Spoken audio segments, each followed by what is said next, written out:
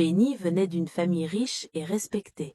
Leur maison était grande, construite en briques solides, avec un toit qui ne fuyait jamais. Sa mère cuisinait chaque jour des plats abondants et il ne connaissait pas la faim. Vali Amissi, lui, vivait dans une petite maison en terre battue. Le vent passait entre les fissures et les nuits étaient parfois longues et froides. Sa mère se battait chaque jour pour nourrir ses enfants.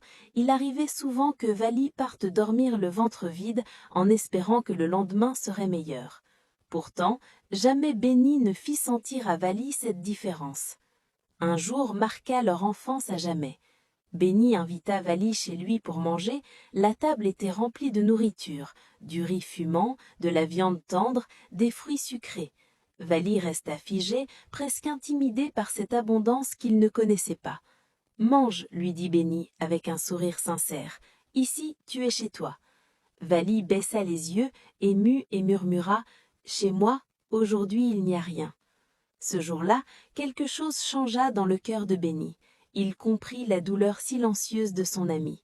Et à partir de cet instant, il partagea encore plus, discrètement, sans jamais blesser sa dignité. Les années passèrent comme le vent. Béni partit en ville pour ses études, porté par les moyens de sa famille. Il découvrit le monde, les opportunités, les grandes ambitions. Vali, lui, resta au village. Il travailla dans les champs, porta des charges, accepta tous les petits travaux possibles pour survivre et aider sa famille. Sa vie était dure, mais il ne se plaignait jamais. Malgré la distance, leur lien semblait intact. Mais le temps transforme les cœurs. Vali, avec une détermination incroyable, refusa de rester prisonnier de la pauvreté. Il apprit, observa, se forma sur le terrain. Petit à petit, il entra dans le domaine de la construction. Il commença petit, très petit, mais avec une discipline et une honnêteté rares. Il échoua plusieurs fois, il fut trompé, humilié parfois, mais il ne renonça jamais. Et puis un jour, tout changea. Vali Amissi fut convoité pour un projet national, la construction d'un stade moderne d'une valeur de 3 millions de dollars. Un projet immense, presque irréel pour quelqu'un qui avait connu la misère. Face à lui, le président lui-même lui dit « On m'a parlé de toi, on dit que tu es un homme de parole, ce pays a besoin d'hommes comme toi. » Puis il lui remit 1 million de dollars pour commencer les travaux. Vali sortit de ce bureau transformé, mais aussi troublé, car avec l'opportunité venait la tentation. Personne ne surveillerait chaque détail, personne ne saurait s'il prenait une partie de l'argent. Il pouvait devenir riche rapidement, très riche. Le soir même, il alla voir Béni. « Mon frère, j'ai une opportunité mais aussi une tentation dangereuse. » Béni le regarda profondément. « Tu peux construire un stade ou détruire ce que tu es devenu. » Ces mots résonnèrent en lui comme une vérité divine. Le lendemain, Vali fit son choix. Il resta droit. Chaque pièce d'argent fut utilisée correctement. Il engagea des ouvriers du village, paya chacun avec respect, refusa les pots de vin et les raccourcis faciles. Le chantier fut difficile. Il y eut des obstacles, des pressions, des propositions malhonnêtes, mais Vali tint bon. Et finalement, le stade fut achevé. Magnifique, solide, respecté. Le jour de l'inauguration, tout le pays célébra son travail. Le président lui-même déclara « Cet homme n'a pas seulement construit un stade, il a construit un exemple pour toute une nation. » Mais pendant que Vali brillait, quelque chose se brisait dans l'ombre. Béni, ou Déni, comme certains l'appelaient désormais, avait changé.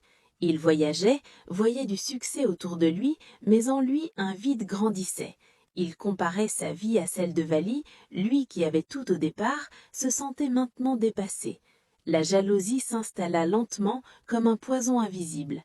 Pourquoi lui et pas moi? Cette question le détruisait de l'intérieur. Un jour, consumé par ce sentiment, il prit une décision terrible. Il appela Vali.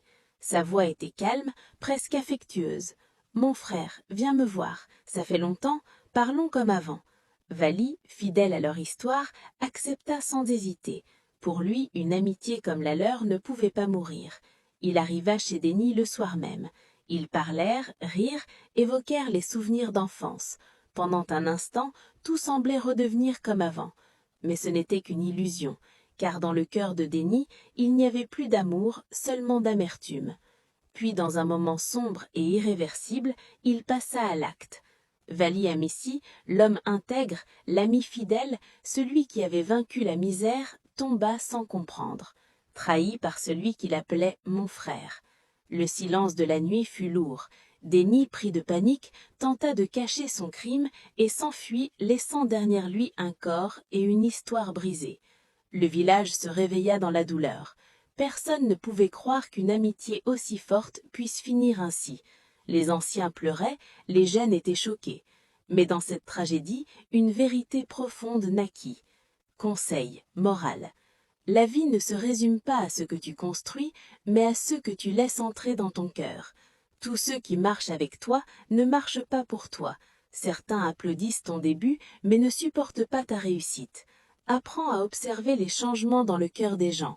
Ne confonds jamais ancienneté avec loyauté. Et surtout, protège ton âme, car parfois le plus grand danger ne vient pas de loin, mais de celui que tu appelles « mon frère ».